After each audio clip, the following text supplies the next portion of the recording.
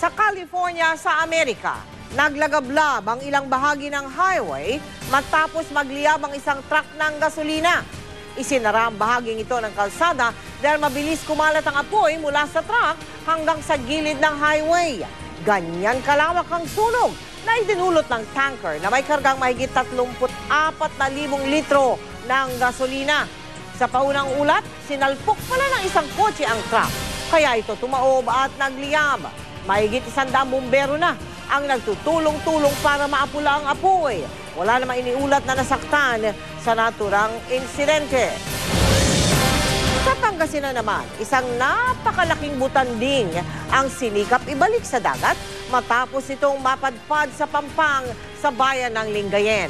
Sa Ilocos Norte naman, kinagigiliwan ng isang dambuhalang humpback whale na lumalangoy malapit sa Pampang. Nakatutok si Steve Dailisan. Tuwing umaga, madalas daw makita ang paglangoy ng mga butanding o whale shark sa dagat ng Lingayen, Pangasinan. Pero ibang tagpo ang nasaksihan nito nakaraang Huwebes. Napadpad kasi ang isa sa mga butanding sa Pampang. Agad pinagkaguluhan ang napakalaking isda. Tinatayang 20 talampakan ng haba ng butanding, 5 tonelada naman ang bigat. Malakas kasi yung yung alon. So, ang tendency niyan, ma'am, kung magtagal pa, maaari siyang mapadpad na. Kaya mas delikado na siguro yung buhay ng butanding. Para may balik ang butanding sa dagat, itinali at hinila ito gamit ang 6 na bangka at isang rubber boat. Bukod naman sa mga nagagandahang beach sa Pagudpud, Ilocos Norte, dagdag atraksyon ngayon itong humpback whale sa Barangay Pasaling. 20 hanggang 50 metro mula sa Pampang, nakitang lumalangoy sa dagat ang dambuhalang balyenang ito. Ayon sa Provincial Fisheries and Aquatic Resources Office ng Ilocos Norte, karaniwang nagpupunta roon ng mga humpback whale kada 2 taon para manganak at manginain. Paalala ng mga otoridad sa mga residente at bakasyonista, huwag basta lapitan ng balyena para hindi ito mabulabog. Steve Dailisa, Nakatutok, 24 Oras. Si Mel Tiangco, ang inyong kapusong totoo. Trahedya sa pamilya kasabay pa ng isang malalang karamdaman. Yan po mabigat na pagsubok ng isang 15 taong gulang na dalagita sa probinsya ng Kalinga. Ito ang kwento ni Angelica. Sa liblib na kabundukan ng Rizal sa lungsod ng Tabok sa Kalinga, nakatira ang 7 magkakapatid na dalingay. Panganay sa babae si Angelica. Sa edad na 15, siya na ang tumayong ina sa mga nakababatang kapatid. Ang bunso nga nilang 1 taong gulang lamang, Mama ang tawag sa kanya. Noong 1 buwan lang, namatay ang kanilang ina nang tumaob ang sinasakyan nitong jeep. Ulila na rin sila sa ama. Ang panganay na kapatid na si Ay, umi-extra sa minahan para kahit papaano'y meron silang makain. Madalas, toyo at mantika ang kanilang ulam. Ang 9 na taong gulang naman si John Rex.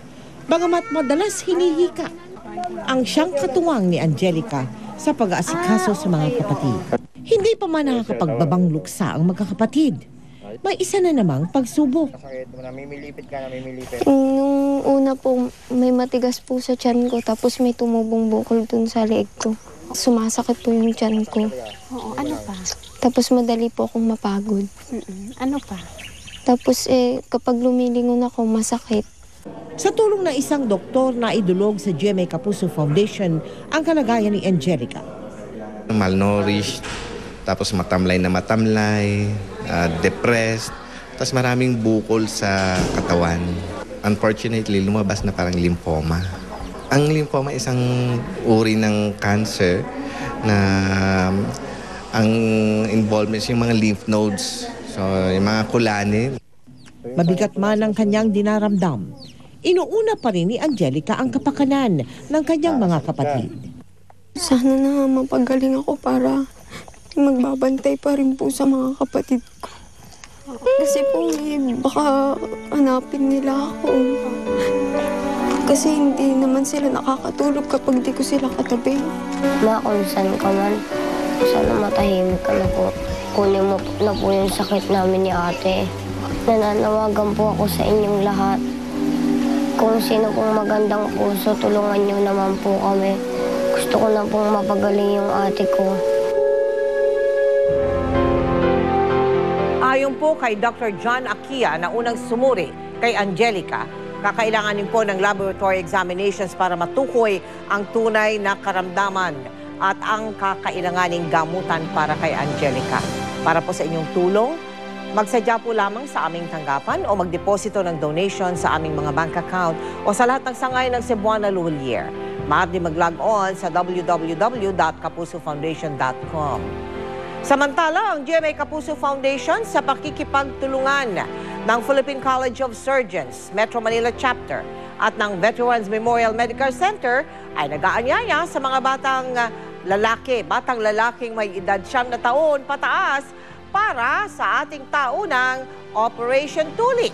Para po makapagpalista, tumawag lamang sa mga numerong ayan po na nakikita ninyo sa inyong mga television screen. Mula alas 9 ng umaga ang tawag, hanggang alas 6 ng gabi. Susunod, ang tuktukan ng mga itlog sa lalawigan ng Ilocos Sur. Mga turista na tila pinagkatuwaan ang krus sa isang sinakulo sa Pampanga. Umaani ngayon ang batiko sa internet. Elmo Magalona nahihirapan daw sa mga eksenang pangdrama sa pelikula nila ni Julian San Jose.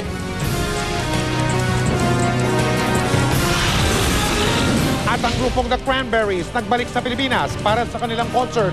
Bukas po yun, tututukan natin sa pagpapatuloy ng 24 oras.